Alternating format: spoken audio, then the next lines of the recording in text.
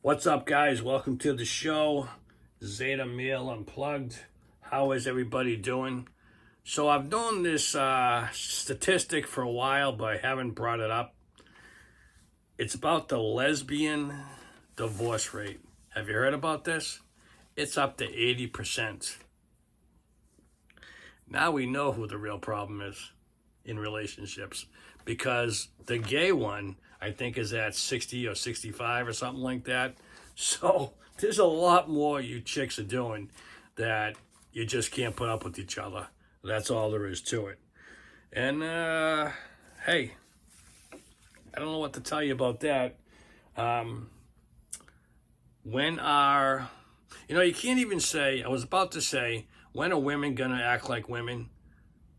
But that might be actually wrong, because everybody's looking for a different thing. But there are a lot of us who are just looking for something that doesn't exist anymore. And like guys my age in their late 50s, I would love an old-fashioned woman. But I believe, because I haven't met too many, I believe most women who are either modern women or not have been tainted by society's rants and raves about men, and I believe the pot has spoiled, and I think the whole crop has to be thrown out. And I do not see a good future. And I'm fine with it. I feel bad for the other guys, the young guys coming up, because you're missing a lot of experiences you probably won't be able to do. But, I tell you, someone asked me, when did you see a change? And going back to the 80s, early 80s, no. Late 80s especially, you could still, now I'm only 5'6". Yeah, I was bodybuilding. I had the mullet rocking. I had the shaved head and all that stuff. I guess I wasn't a bad looking guy. I was getting girls left and right, and I was loving it. Awesome. I had the eye rock. I had all that stuff. It was awesome. Now, getting into the 90s, you could see the shift, because when you went to clubs, most women, it's all about the do-re-mi. You could see it in their eyes. Now, I'm talking about, if any of you guys are out there, you walk into the clubs back then, and the hottest girl, and you know who they are, the hottest girls are just sitting there waiting for somebody. And you can walk up to them, and like I said, I wasn't a big guy. You walk up to them, okay? And if they don't like you, you could be here, and they just look over you. They total ignoring you.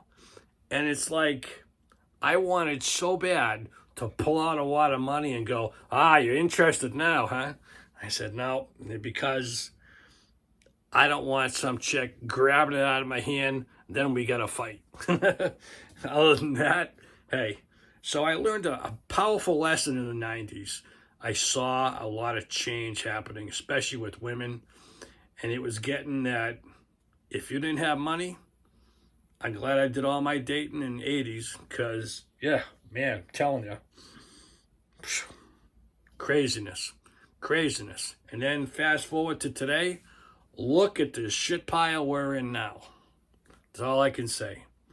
And you ask any one of you guys that grew up in the same era, 80s, 90s, 2000s, ask them, when did you see the shift? There'll probably be variations, but still, that's when I noticed it. And I noticed it hard at the clubs. Because before, girls would come up to you, and girls didn't care about height. They didn't care about money. If you were good looking, or if you had something going on, or you dressed okay or something. But it wasn't that hard charging, you got to have a wad of money in your pocket and then I'll date you type of attitude. And all those girls in that club, they probably went home alone, because they waited and waited and waited. And I'll bet you anything, guys, those girls are still single with 6 cats.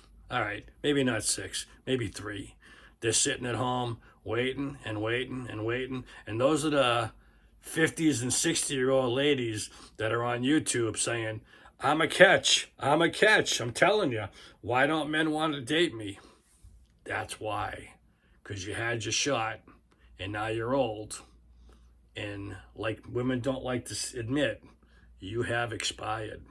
Oh, God. That must hurt. Thanks for watching, guys.